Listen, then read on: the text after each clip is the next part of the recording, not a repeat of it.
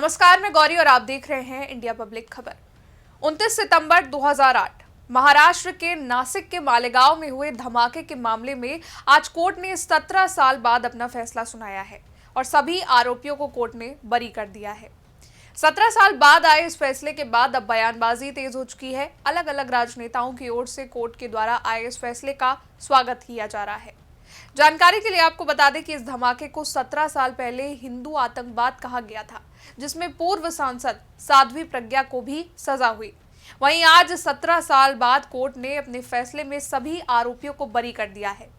दरअसल 29 सितंबर 2008 को महाराष्ट्र के मालेगांव में रमजान के महीने में और नवरात्र से ठीक पहले एक बड़ा विस्फोट हुआ था। इस धमाके में 6 लोगों की जान गई थी तो 100 से ज्यादा लोग घायल हुए थे।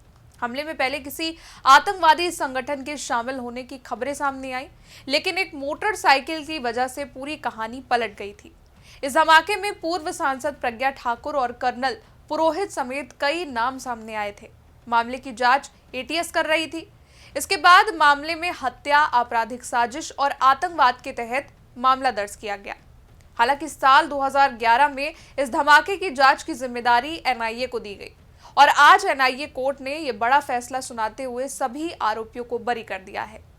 दरअसल जिस बाइक से धमाका हुआ था, कहा जा रहा था कि वो बाइक साध्वी प्रज्ञा के नाम पर थी और मामले में कुल 7 लोग, जिनमें लेफ्टिनेंट कर्नल प्रसाद पुरोहित, पूर्व भाजपा सांसद प्रज्ञा सिंह ठाकुर और रिटायर्ड मेजर रमेश उपाध्याय सहित कई नाम शामिल थे। मुकदमा चल रहा था।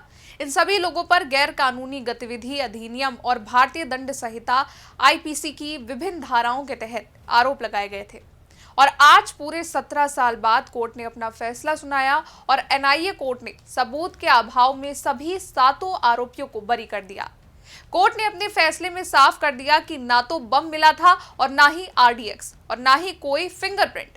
इसके साथ ही कोर्ट ने कहा कि एटीएस और एनआईए की चार्जशीट में काफी अंतर है। कोर्ट के फैसले के मुताबिक अभियोजन पक्ष ये साबित नहीं कर पाया कि बम मोटरसाइकिल में था। कर्नल पुरोहित के खिलाफ कोई सबूत नहीं मिला कि उन्होंने बम बनाया या उसको सप्लाई किया। ये भी साबित नहीं हुआ कि बम किसने लगाया। घटना के बाद विशेषज्ञों ने सबूत इकट्ठा नहीं किए, जिससे सबूतों में गड़बड़ी हुई।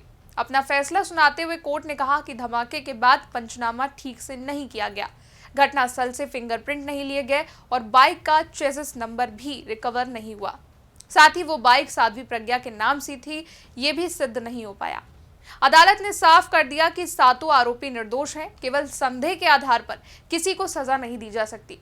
कोर्ट ने यह भी टिप्पणी की कि आतंकवाद का कोई धर्म नहीं होता।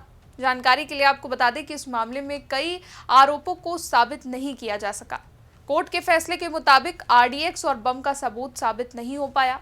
बाइक साध्वी प्रज्ञा की थी, यह भी साबित नहीं हुआ। ब्लास्ट से पहले बैठक हुई, यह भी साबित नहीं हुआ। आरडीएक्स कर्नल पुरोहित लाए, यह भी साबित नहीं हुआ। बाइक पर चेसिस नंबर कभी रिकवर नहीं हुआ। स्पॉट पंचनामा से कुछ भी सामने नहीं आया। तो वहीं कोर्ट के फैसले के बाद कर्नल श्रीकांत पुरोहित ने अपना बयान दिया। उन्होंने कहा, मैं एक सच्चा देशभक्त सैनिक हूं। मेरे लिए देश हमेशा सर्वोपरि रहा है। कुछ लोगों ने अपनी ताकत और पद का गलत इस्तेमाल करते हुए मुझे झूठे मुकदमे में फंसाया। ये लड़ाई मेरे और मेरे परिवार के लिए मानसिक, सामाजिक और पेशेवर रूप से बहुत कठिन रही, लेकिन न्याय पर मेरा विश्वास अटूट रहा। इसके अलावा पूर्व सांसद साध्वी प्रज्ञा का भी बयान सामने आया है। मालेगांव ब्लास्ट केस में बरी होने के बाद उन्होंने कहा, मेरा जीवन बर्बाद कर दिया, मुझे अपमानित किया, आतंकी बना दिया। मैंने शुरू से ही कहा है कि जिन्हें भी जांच के लिए बुलाया जाता है उसके पीछे कोई आधार होना चाहिए। मुझे जांच के लिए बुलाया गया और गिरफ्तार कर लिया गया और प्रताड़ित किया गया। इससे मेरा पूरा जीवन बर्बाद हो गया। मैं एक साधु का जीवन जी रही थी, लेकिन मुझे फंसा दिया गया और मुझ पर आरोप लगा दिया गया और कोई भी स्वेच्छा से हमारे साथ खड़ा नहीं हुआ। ईश्वर उन्हें दंड देगा जिन्होंने भगवा को बदनाम करने की कोशिश की। फिलहाल कोर्ट के इस फैसले के बाद राजनीतिक बयानबाजी भी अब तेज हो चुकी है। एक तरफ जहां भाजपा सरकार कांग्रेस से सवाल कर रही है, तो दूसरी ओर कांग्रेस कोर्ट के इस फैसले को चैलेंज देने की बात कर रही है।